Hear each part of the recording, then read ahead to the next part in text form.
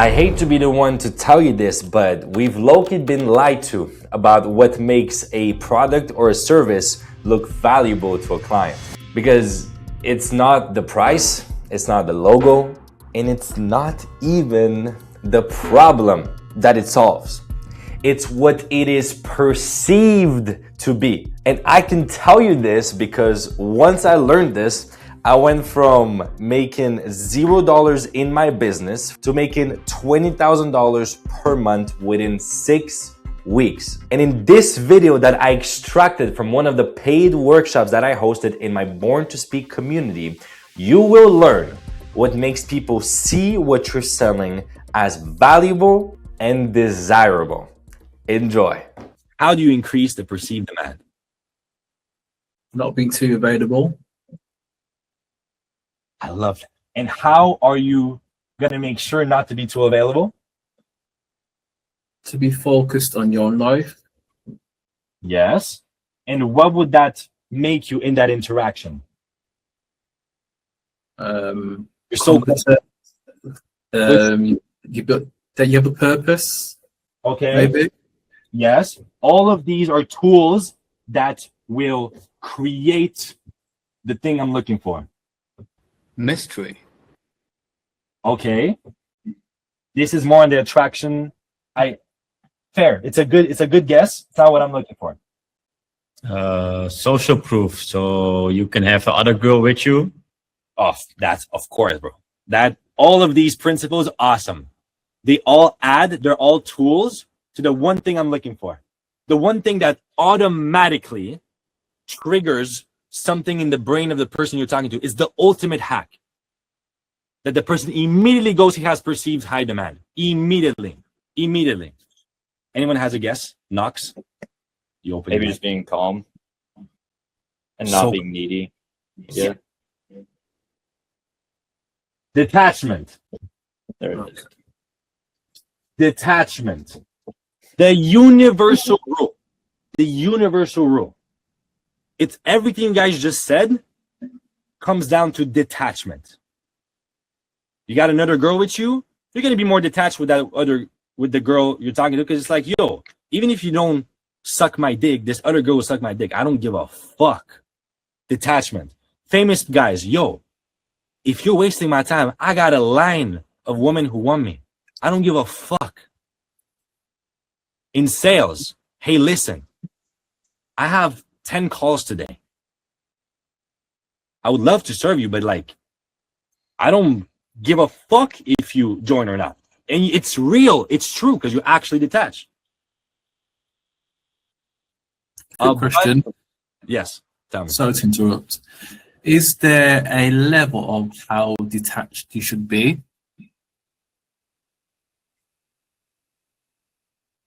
Yes, fully detached. Because there's a big difference between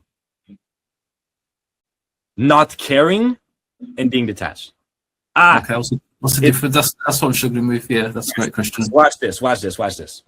Okay. If you're on a sales call and the person's like, bro, I genuinely don't give a fuck about giving you the results. Like, I genuinely don't care about you. Like, I don't care about you at all. I don't want to help you at all. You're going to be like, fuck you. I'm not going to give you money. But if the person's like, you know what, bro? Listen, today I already had 7 calls. I got plenty of clients right now. The money you're about to give me genuinely won't change anything to my life. But I see you. And you remind me of my younger self. And I want to help you. Listen, if you're not ready, genuinely that won't change my life. But if you're ready, man, I'm going to do everything in my possibility to help you. Completely different. You want to be detached. You genuinely are okay regardless. But you still care, though. You still care. Now, this is a fine balance. Then for the mind, it's sometimes difficult to understand. And you guys know where I'm going with that, especially the guys who've been on these workshops. You're in your head, you're dead. You cannot force detachment. You cannot force detachment. You cannot say, I'm going to be detached.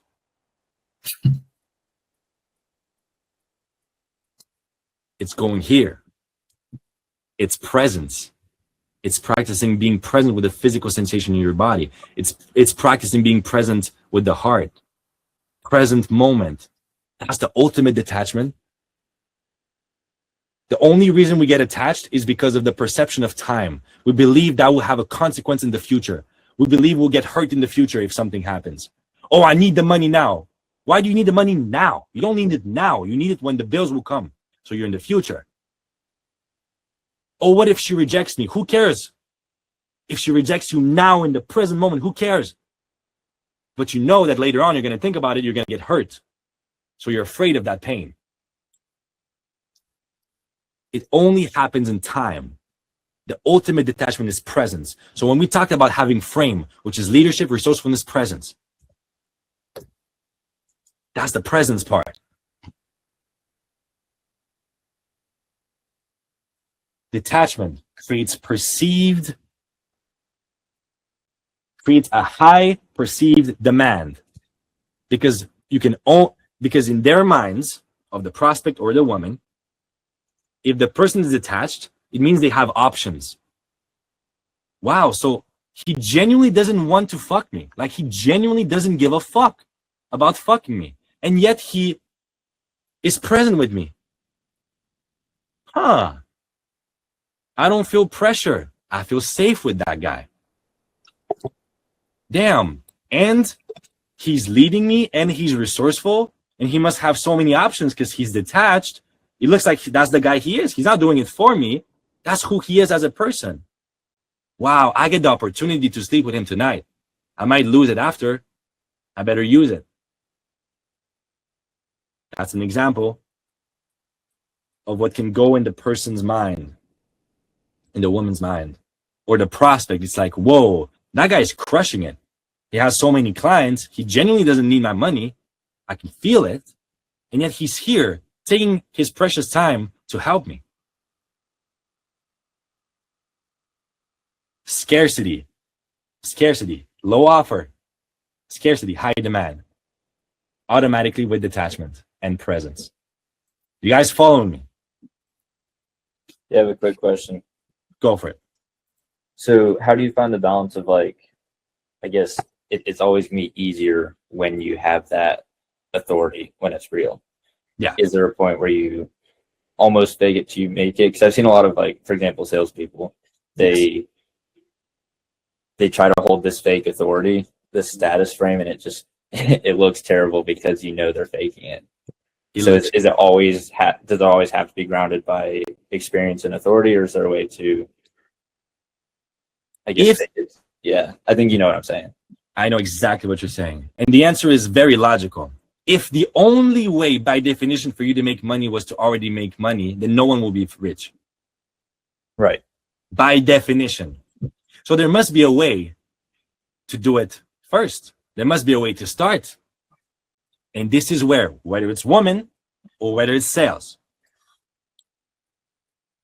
it's for you to understand, if I have money, what does that mean deep down? It means I was resourceful enough, I was valuable enough to create that money. Okay, cool. If I already have the money, what would that make me? It will make me detached. It will make me feel like I'm choosing to do that out of love, not out of necessity, because I already have the money. Okay. So when you do that, now you realize it's all available to you right now. Right now. When you dig deeper underneath, what does the money mean? So you're almost just like playing it all out in your mind until you get to that point. Exactly. So you understand what is the deeper thing. And when you understand what is the deeper thing, you realize that it's in your control right now, here and now, because it's a state. Because it's a state. You following me? So let's say, okay, a famous guy. What would that mean about him? Well, if a lot of women desire him, it means he is a desirable person. Okay, cool. And how would he act? How would I act if I was famous right now? That is the question. How would I act if I was famous right now? I would act detached. I would have abundance. I wouldn't give a fuck if that one woman sleeps with me or not, because I had millions of them. I don't care. And if I'm famous, it means I'm an interesting person. Cool. What makes me interesting? What makes me interested in myself? What is interesting about me? And now use the power of focus. And state, guys, state, everything we're just talking about, detachment, presence, all of that is a state. State comes from three things. Now that's the ultimate sauce. Number one, physiology. How do you use your body? If I was talking to you guys like this, hello, I'm going to try my best, I guess, to give you guys some value here. I'm not sure. Same person. Same person.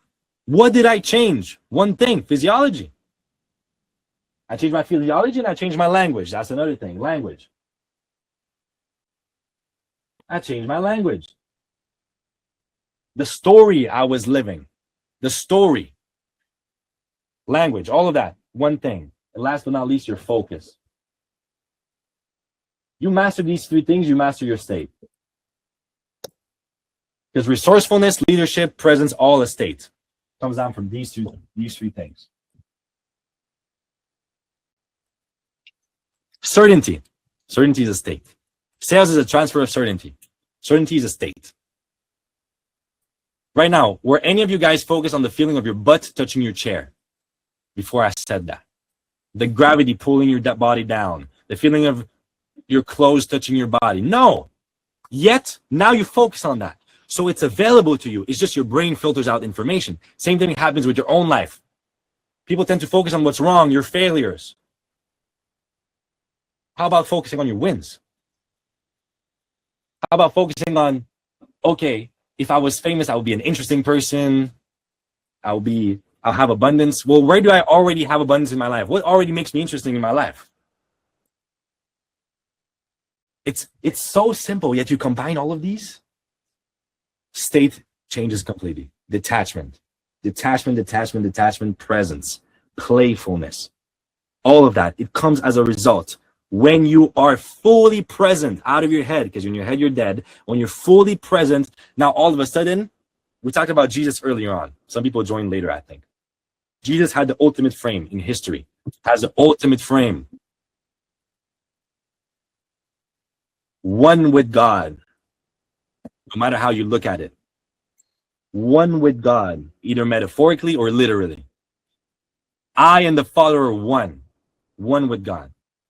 Completely detached, doesn't give the slightest fuck. I'm not, what does he say? Be in the world, but not of the world. I'm here with you guys, but I don't care. My treasures are in heaven. Another line in the Bible. Don't stack up your treasures here where robbers can steal them. Stack them up in heaven. What I care about is in heaven. It's not here. Ultimate detachment. And yet, he was still here out of love, serving. And if you look at the story, again, you can look at it metaphorically. He died for humanity's sins, the ultimate act of sacrifice. I don't need you guys. Jesus didn't need anyone. But I love you guys. That's why I'm here. And that's why he's the most followed man in history, the most respected man in history, the greatest frame in history.